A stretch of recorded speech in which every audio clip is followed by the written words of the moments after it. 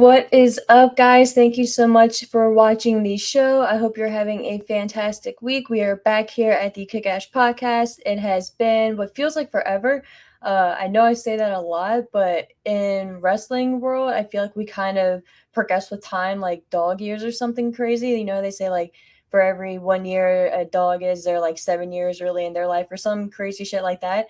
That's what it feels like in wrestling to me, or at least this year itself. And you think about it, once we wrap up the year and get obviously closer in like December timeframe, towards the end of 2022, I think I know maybe the perfect person to do it with, but it's probably a few people, but one in particular came to mind first. But it's going to be insane to sit down and think about and recap the entire year of 2022 for professional wrestling. I mean, the world itself, right? But when you think of just professional wrestling, which obviously is what we focus on here at the show, it's crazy to think of all the shit that's changed, right? With Stone Cold Steve Austin returning and making his, or excuse me, having a return match at WrestleMania in the main event against Kevin Owens, and actually having a match, and a good match, for that matter, to Vince McMahon retiring. We're like, it's insane that that happened. What,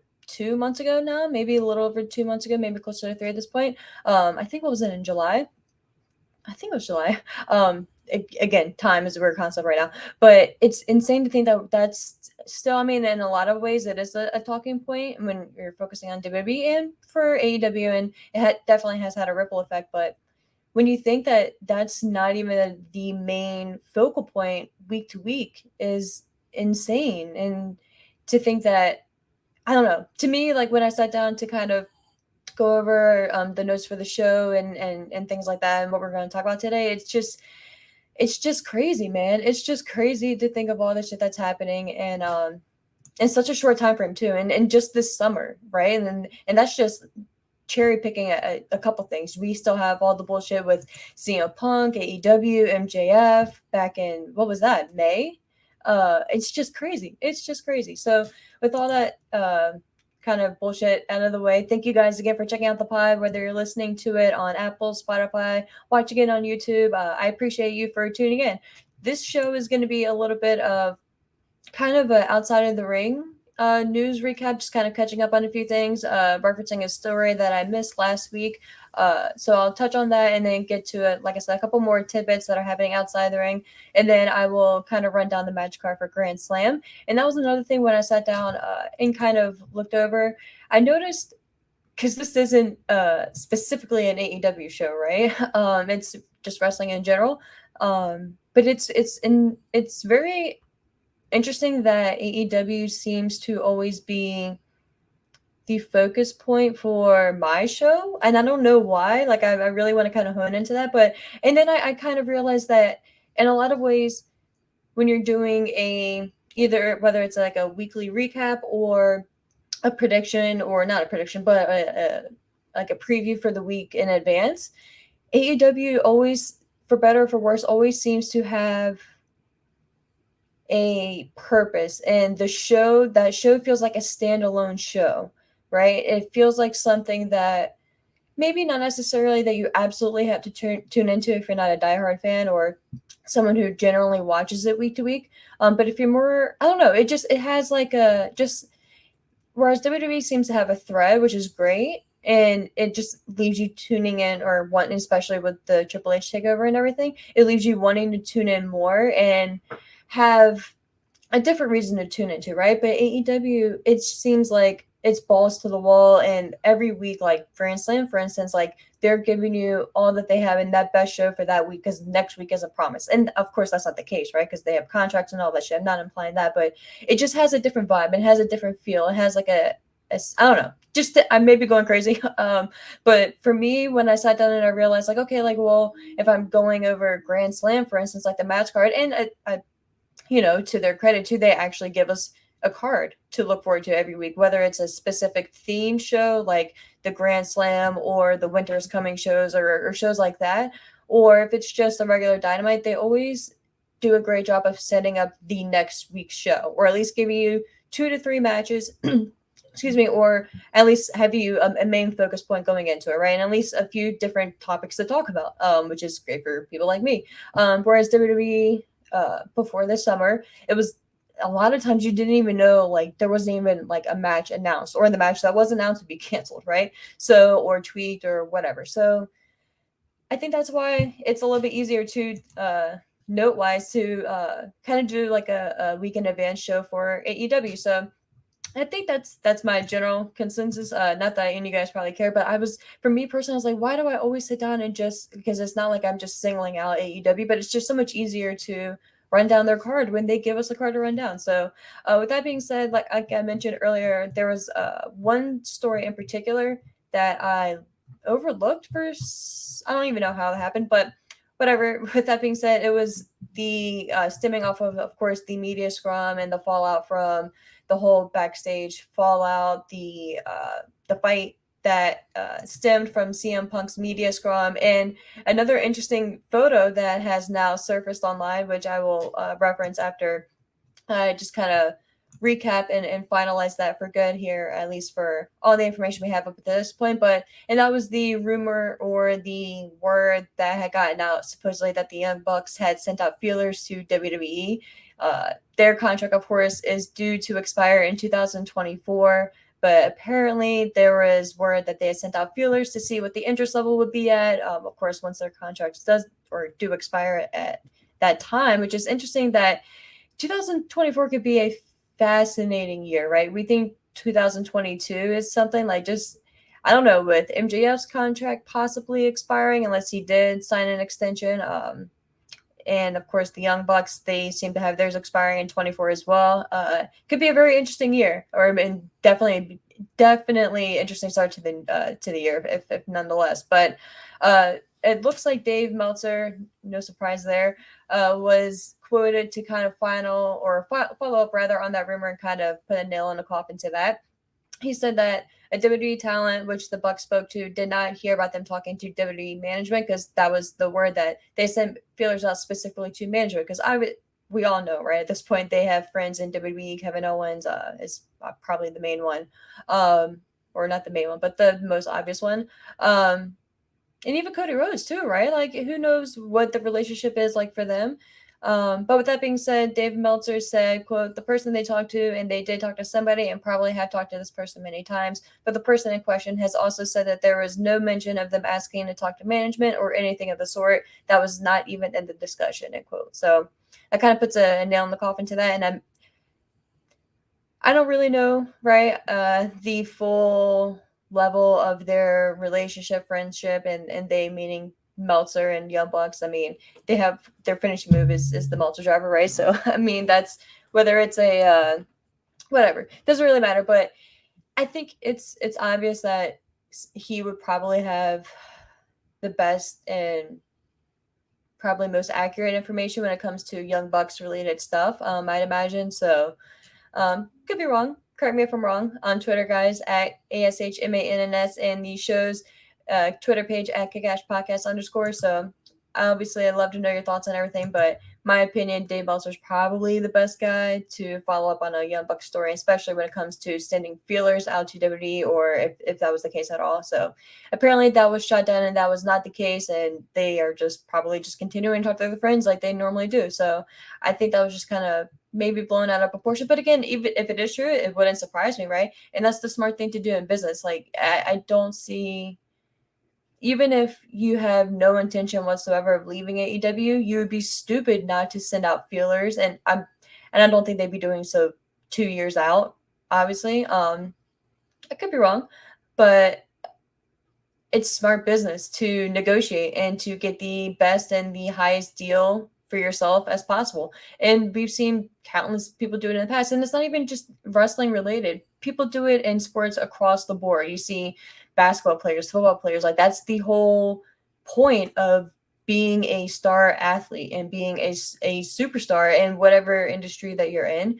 You have to negotiate the best deal possible for you, especially when you're in a physical sport, because that you're literally putting your body on the line, and your body is your life. Your body is your work, right? Your body provides everything for you.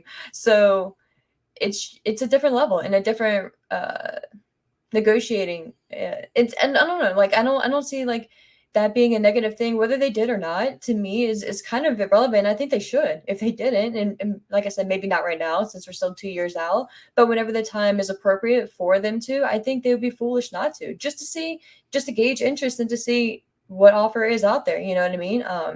So yeah, I think they would discredit themselves and they'd be foolish not to, and that goes for anyone in that regard, especially with, I hate to keep going back to it, but with the new regime, because now it's almost like a level playing field for everyone, right? You don't have to be a specific size or a specific, you don't have to look a specific way to have a good shot at being someone or being a specific level in WWE. So again, I think they'd be foolish not to, but just kind of wanted to at least address that and kind of wrap up that portion of the AEW drama that was lingering.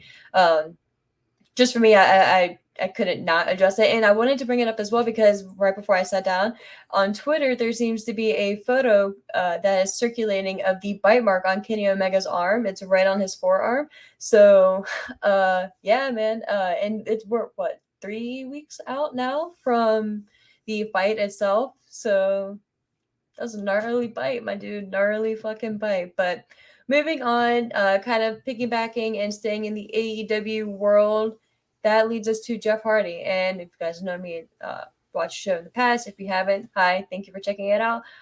You know Jeff Hardy is one of my all-time favorites, so I try to preface that because I may have a little bias. So I don't know, I just feel right at least acknowledging that.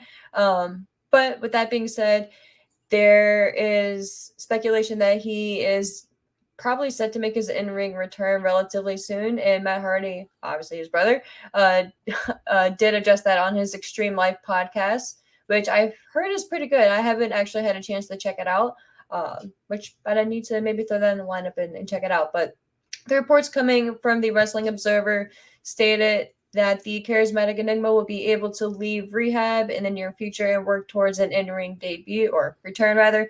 Jeff is a favorite of many and will likely be welcomed back by most fans of AEW given that he has overcome his demons.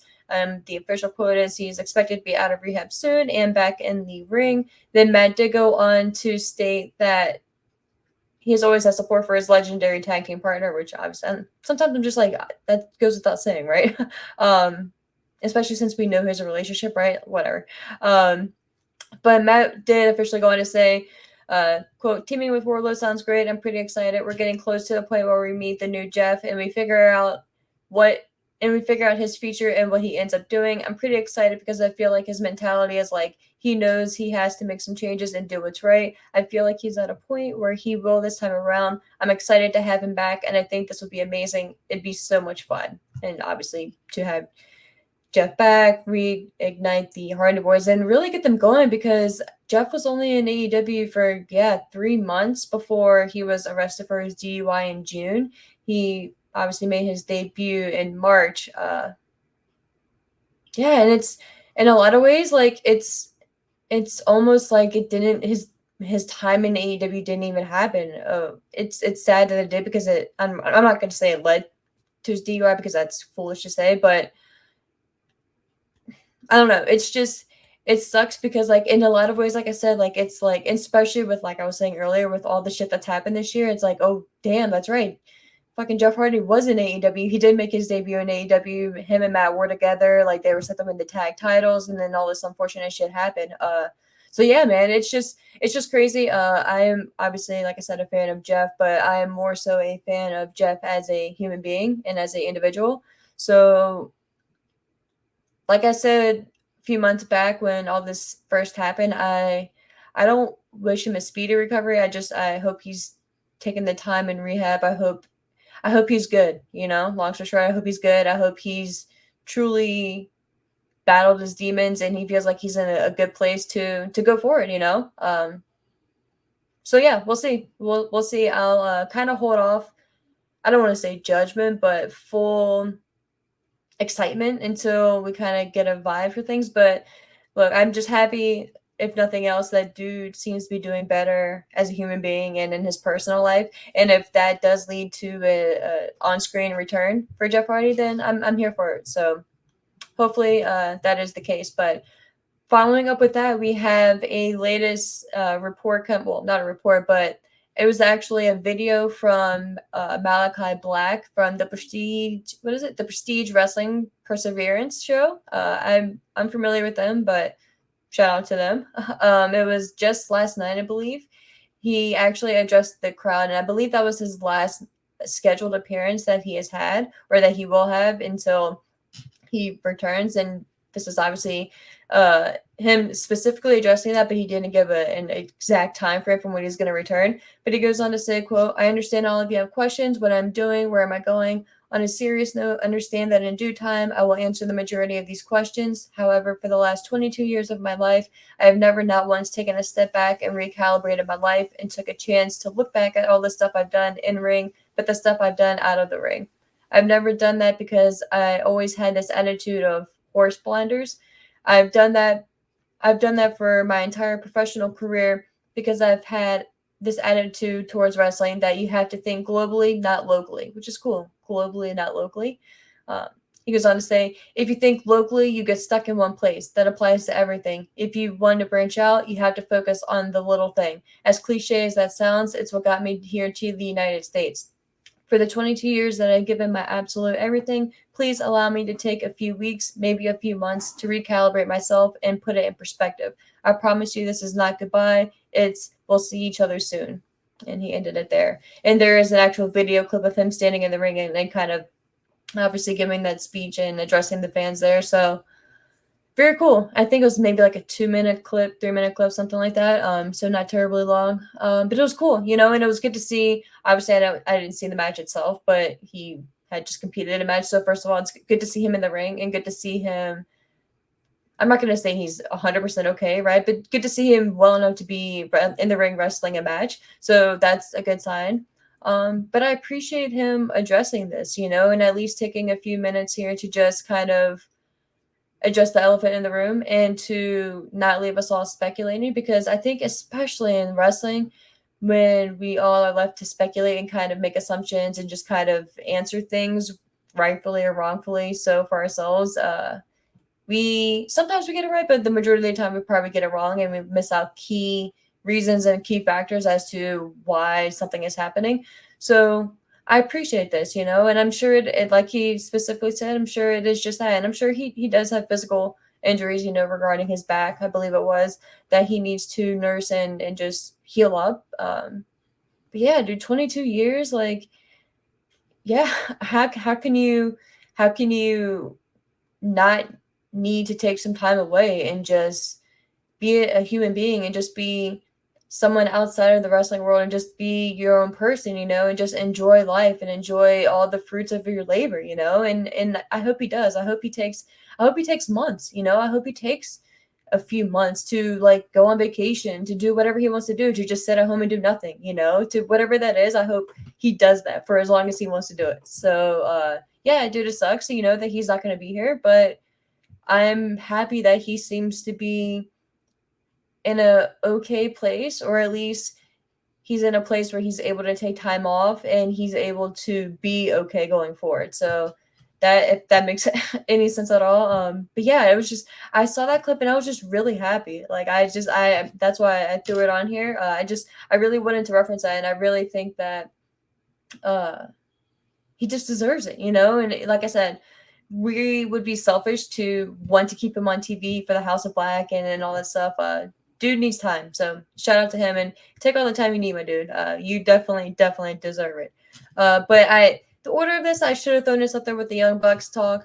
So sorry about that, guys. But the other interesting article that I came across was Colt Cabana kind of referenced and addressed a certain portion of the media scrum on his Twitch stream. Apparently, he has a Twitch stream. I don't know the name of it, so apologize for that, but I'm sure you can figure it out. It's probably not that hard. But he mentioned that he didn't want, and I found this article from Wrestling Pure, so shout out to them as always. But they stated that on his Twitch stream, Cabana didn't want to talk about the specifics of the comments when things were referenced early in the stream when a user wished him well, but did have jokes later in the stream when someone noted that Fall Guys sounds like Family Guy. not sure what that means, but he says, quote, "My brother is the director of Family Guy. If you didn't know that, that's a fun little tidbit. My brother is the director of Family Guy. You can look up his name. He also shares the bank account with my mother," he said with a laugh. "It's just all in the family. You know how it is." Excuse me. He goes on to say, while trying to get family members to play Fortnite with him, Cabana said, "Anybody can join," prompting a member of the chat replying with to another user to say, "Even your mom can join." Cabana said, "Yes, even my mom can join. My mom does not know I play Fortnite." So yeah, he seems to just be making light and making joke of these situations. So good to see that he's in good spirits at this point. I mean, obviously it's been a few weeks at this point. But I mean,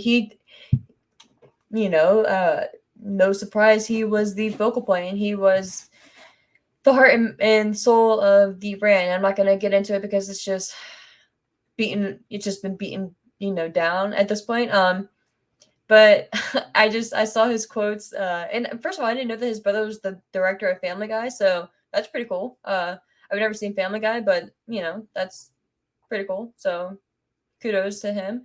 But yeah, I thought that was just funny that he too shares a bank account with his mother. And again, like I said, it's not a bad thing. If you can trust your mother and you trust your family and you're all cool, like what the fuck is the big deal? I don't know. Like it's, I get the connotation, right, and I get the perception of it, but come on. Obviously these two guys are successful, so it's not like they're leeching off of their parents. I don't know. To me, that was just one of the things I was just like, really, dude, like in CM Punk's tirade, come on, you know what I mean? But whatever. And lastly here, before we get to the rundown for the Grand Slam card itself, the press conference WWE had was for Crown Jewel yesterday between Logan Paul. Yeah, that's right. I was about to invert. I was about to say Logan Reigns. But Logan Paul versus Roman Reigns has been made official for Crown Jewel for the WWE Undisputed Universal Heavyweight Championship. I think I got that order right. It was Roman Reigns with the whole bloodline and the honorary Usos, Sami Zayn included.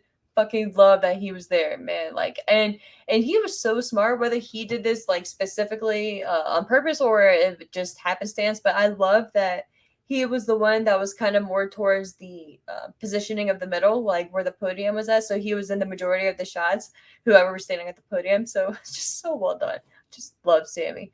So, of course, we had the Bloodline, Roman Reigns, Paul Heyman, all them standing towards the left when you're viewing the press conference.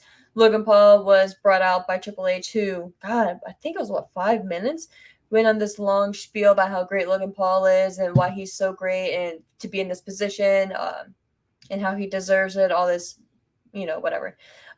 Logan Paul came out, and I think he actually did really well. I think he actually held his own. I think he's meant for moments like that, like press conferences in a weird way, to hype up a big event like that. So I think he did a very good job. I think that, look, I'm not going to sit here and bash it because I think my immediate reaction was, what, really? Like, really? But something dawned on me at the press conference, and I forget exactly what moment it was, but it was while I was like towards the middle of it, when Triple H was out there and kind of presenting and talking about Logan Paul's fight with Mayweather. It kind of clicked with me and dawned on me, like, okay, like, and maybe it should have right off the bat, and I think a lot of ways it did, but in just a different perspective. This is just WWE being like any other sports company out there and getting the biggest match that they can, having their biggest guy, Roman Reigns, fight against the biggest athlete, the biggest name in the entertainment, media world, sporting world, which is, I guess, Logan Paul right now, and taking advantage of that and having a big money fight like they did with Floyd Mayweather and Logan Paul. So that comparison, for whatever reason, just really stuck out to me. Now, do I think it should be for the title? No. Me as a fan, fuck no. Like if I'm just putting my wrestling fan cap on, then absolutely the fuck not. Like Logan Paul has had 2 matches. This is going to be a second singles match. Like, no, just for all the obvious reasons that we as fans know, which I'm not going to go and run down here right now, because if you're watching this, right? You're a diehard. You're not new to this. But I will say if we're gonna get this match, I like what they're doing with it, as maybe hypocritical as that sounds. I like that they're having it in Crown Jewel in Saudi Arabia, because regardless of how you feel on that, you're either one of the, I don't know. I'm not gonna say one side or the other, because that's not the case, and there could be many different perspectives to that. But whether you're either, I'll say, narrow it down to in the camp of that you're watching the show or you're not gonna watch the show, I think kind of eliminates a lot of your gripe one way or another, right? If you're in the camp that you're not watching the show and you also think that it's bullshit that Logan Paul is challenging for that title, then hey, you're not going to watch it anyway, so you don't have to see it.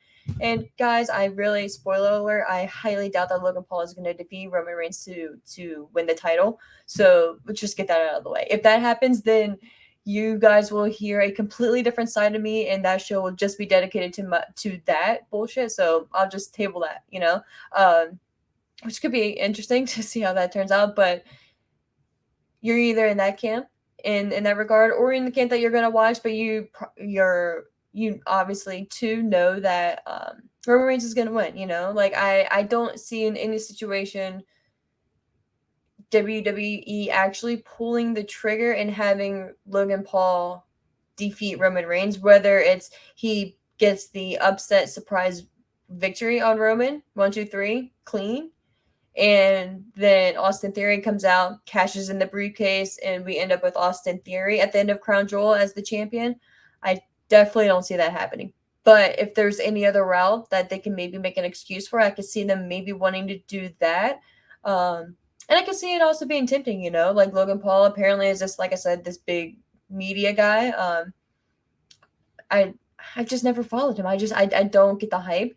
And like I've said, I'm a crow, right?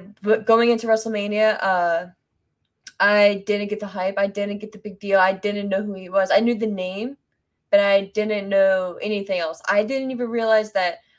Well, I ended up, but at first I thought him and Jake were like the same person, or maybe then once I realized there's two people, I was like, oh shit, are they twins? But whatever.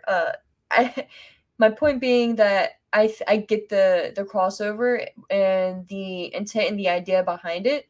It's just not for me, but I am not going to lose my cool over it, because like I said, the Mayweather comparison really just clicked with me, and the location where they're having it in Crown Jewel is very, very telling as well. So it's not like this is main eventing WrestleMania, this is main eventing Survivor Series, Royal Rumble, anything. This is a specific standalone, almost pay-per-view in a way, like a specific standalone event that almost happens outside of the stratosphere or the universe that is WWE. So I'm not really stressing about it. And getting all that out of the way, I think it's going to be a good match. I think Logan Paul really fucking like showed his own.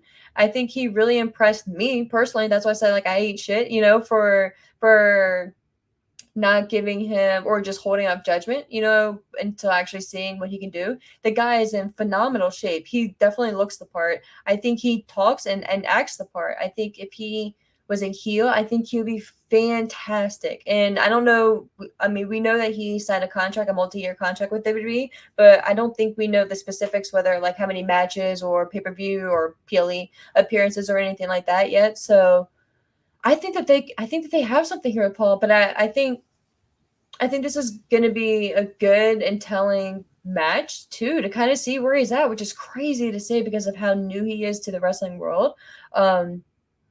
Yeah, man, like I'm not freaking out.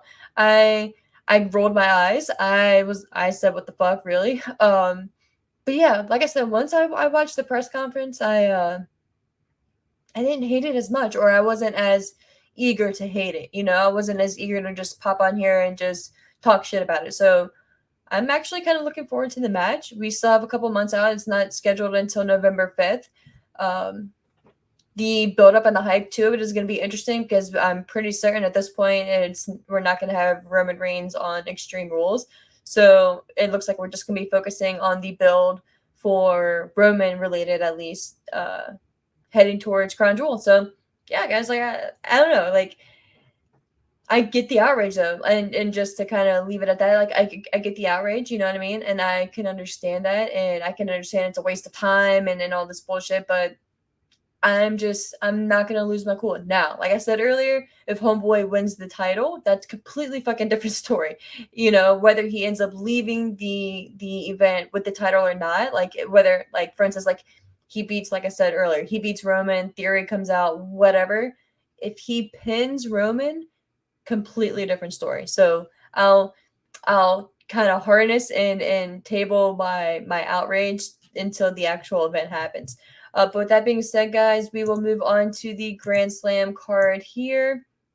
And this is a stacked show. It's on the previous show, I ran down last year's Grand Slam card, which is completely different, and it's almost crazy to think of the variation of talent of lineup wise that we have.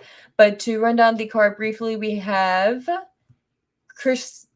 Yeah, I was about to say, wait, what? But yeah, it's Chris Jericho versus Claudio Castagnoli for the ROH title. That was just announced, I think, on Rampage this past week.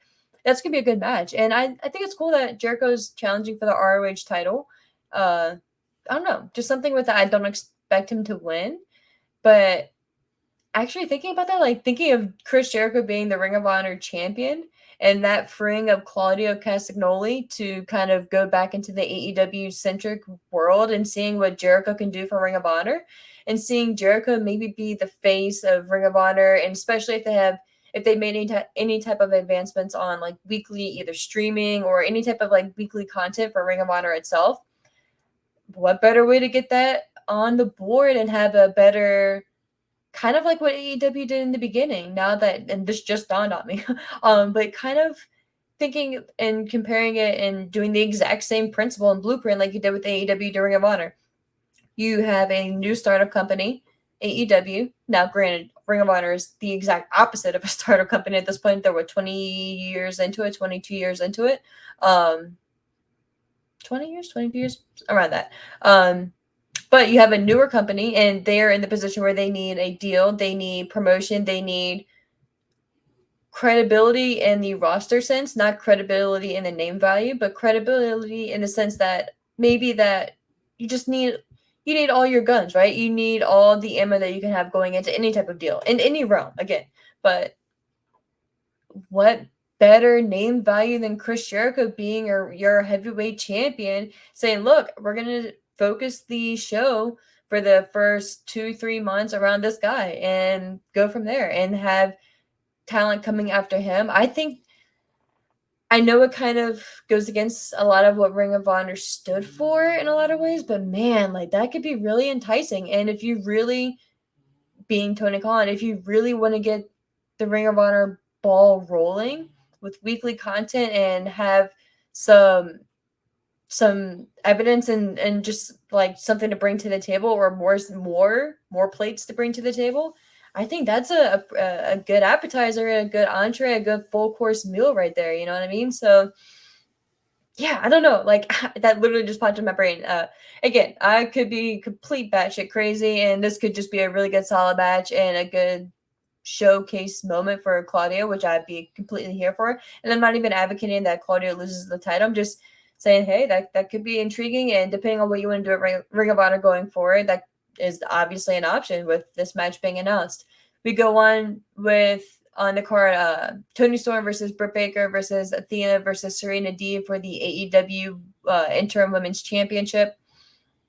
Why we have another four-way match? Like, this is going to be good. Like, all the talent involved. Like, this is going to be a very good match. But I don't know why we're having another four-way match. Like, just have a one-on-one. But whatever. This going to be very good. So I'm looking forward to it. But I would want to see Tony Storm facing off against someone that have an actual feud and an actual story and an actual just week-to-week thread for Tony Storm, you know? Like, we have a dissension, yes, between Britt Baker and Jamie Hayter, but let's do something with the champion, you know? So kind of bummed by that, but like I said, it'll probably be a pretty good match.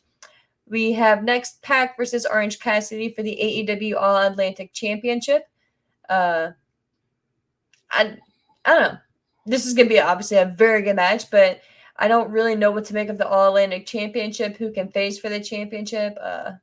I don't know. So we'll I've still want some parameters, and maybe I missed something. So if I did, please shoot that info to me. I'd love to read up on it. But I don't understand the championship. I don't understand the parameters. I'm not even trying to hate on it. I'm just saying I want to love it. I want to like it, but it's just a championship just to have a championship at this point. Not to just credit Pac at all because I love that he is a champion. I love that he's a double champion in AEW right now. But I don't know. With that being said, we'll move on. Oh, I guess my prediction for that is Pac retaining though. I maybe it would be cool to see an upset, quote unquote, victory for OC, but I think Pac is going to hold on to the gold here. Next up, we have Swerve and Our Glory facing off against the Acclaimed for the AEW Tag Team Championships. This is going to be a banger of a match. I would love to see this open the show. I think if you want to fucking open hot, I think you open with this show. You open with the Acclaim's music hitting. You open with Max Caster having a fantastic rap to the ring. And I think it's cool because we haven't seen an actual rap from him on TV for the past 2 weeks. So we're building up to that moment. And if this is going to be the crowning moment for the Acclaim as the champions, I think he would have a fucking just dope ass rap coming down to the ring. I think I just think the presentation and their presence and the aura, I think it's going to be different.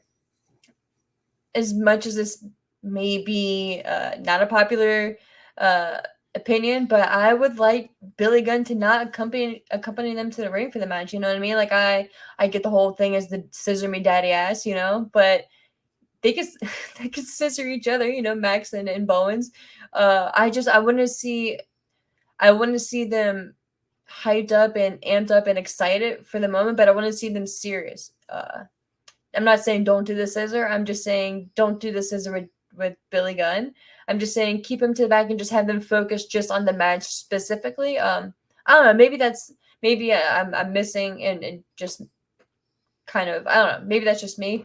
But I think that it'd be cool to see them come out as just tag team versus tag team because we know Swerve and Our Glory is going to bring it, especially Swerve. Like he is taking this to heart. Like he is ready for this moment. I think he's ready to be booed. As crazy as that is to say when you're on a team, especially with Keith Lee. But I'm here for this match. I'm excited for this match, and I think if you want to really have a banger opener and in the show Dynamite with a Dynamite, you know. That's what I was thinking before I said it, and I was like, God, that's too cheesy. But like once it's in my brain, like I can't not say it, you know. So what better way to open it with the tag team championship hot match and then end it with your heavyweight championship match, which is scheduled to be Bryan Danielson versus Jon Moxley for the AEW championship. I love that it's not the interim championship, it's just the heavyweight championship. This one is going to be really hard to predict, though. Maybe it should be a no-brainer or more obvious that it's Moxley. And if I was putting money on it, I'd be 70-30 Moxley. But something very intriguing and very just swerve-ish to have Danielson win. And then that is Maxwell Jacob Friedman come out, I guess, cash, if I'm allowed to say cash on AEW, cash in his chip and challenge Danielson for the championship right there. And then we end up leaving Grand Slam with MJF as your champion. I don't know if you really want to do that with Danielson's first title victory. If you wanted to be, I don't want to say in a fluke, because obviously it wouldn't be a fluke, but to have it be such short reign and just for a transitional moment. Or if you want to have it go back on Mox for the third time and then have MJF come out, or you can just put it on Mox, have the story going forward, the continuation of MJF, but just something about him zoning in on Mox and Grand Slam and referencing the chip that he can, I guess, he hasn't specifically said, unless I missed something again, that he can use it at any moment, but there's just that's like the vibe that they're kind of going with. So I don't know. I think there's a lot to be on the lookout for that. And I think timing is going to be a big factor on Wednesday as well. So that's the match card in the rundown for Dynamite. For Rampage, we actually have Eddie Kingston versus Sammy Guevara listed, which I think is fucking crazy.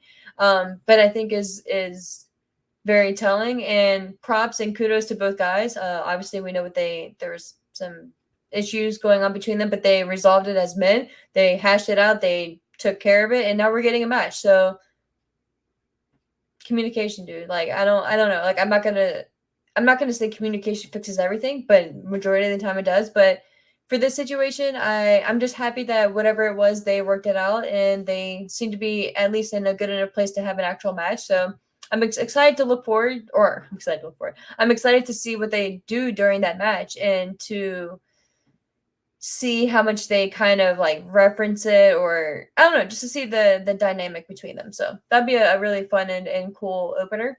I don't know, let me see. I don't know if there's reference to Rampage being a 2-hour show this year or not, but it has to be with the lineup that we have here. It has to be. So I'm just gonna go with it being 2 hours. We have that match announced. We have Powerhouse Hobbs versus Ricky Starks, which I'm very excited to see, and I think this needs to be a moment for Ricky. We have the Golden Ticket Battle Royale. We have the TBS champion Jade Cargill facing off against Diamante. Whatever. We have Hook and Action Bronson versus Matt Menard and Angela Parker. We have Sting and Darby Allin facing off against House of Black, which is cool that they're continuing with the House of Black, even though Malakai Black isn't there right now. We have Rey Fenix versus Jungle Boy, which just feels like a random match. I have no idea. I had to have missed something on this. Granted, I didn't see the full Rampage show this week, but I don't why. Why are we getting this match? Like I'm not gonna. It's gonna be great. Like, and that's why, as an AEW fan, like you normally find yourself in this weird place of like questioning why a match is happening, but like feeling like an asshole for complaining about it because you know it's gonna be a fucking great match. So I'm just like, one hand, I'm like, why are we having it? And the next hand, it's like, this is going to be fantastic. So, whatever. And lastly, we have Wardlow and Samoa Joe facing off against Tony Nese and Josh Woods. I don't know why we don't have Wardlow in a TNT championship match for him defending his title. Blows my mind. I'm not a fan of that. I'm a fan of him and Samoa Joe getting a match on the card, but not a fan of it being in a tag match. I don't know. I just, what are we doing with Wardlow? Like, I feel really bad for Wardlow. I want to see a good story with Wardlow. I want to see him be a dominant champion. I want to see him facing off against Miro. Like Powerhouse Hobbs. Like I don't know, man. Like something's off. Like something weird is happening with Wardlow, and not Wardlow himself. Like I'm not blaming him because I think he's just chomping at the bit to get on TV, right? I think it's just like the booking is just very strange right now. So I'm not gonna shit on it too much right now, but I'm kind of getting irritated, you know? Like I want to see Wardlow be dominant. Like we had this fantastic build for him facing off against MJF, him becoming TNT champion. Now he's done pretty much nothing. And again, no fault to his own. And I get like you have limited time, like you have a stacked roster. I get it, dude, but he's a champion. Champions should have a guaranteed spot on the show for at least a certain time frame. Like I don't know. I don't get it. But with that being said, that is the Rampage card, and I will wrap up the show here. Thank you guys so much for tuning in and for checking out the show. If you have listened, if you have any feedback, feel free to reach out to me, like I said, on Twitter at @kickashpodcast_ or on my personal Twitter at ASHMANNS. If you're watching on YouTube, you can feel free to leave a comment. Let me know. But yeah, until next time, guys, have a fantastic week. Bye-bye.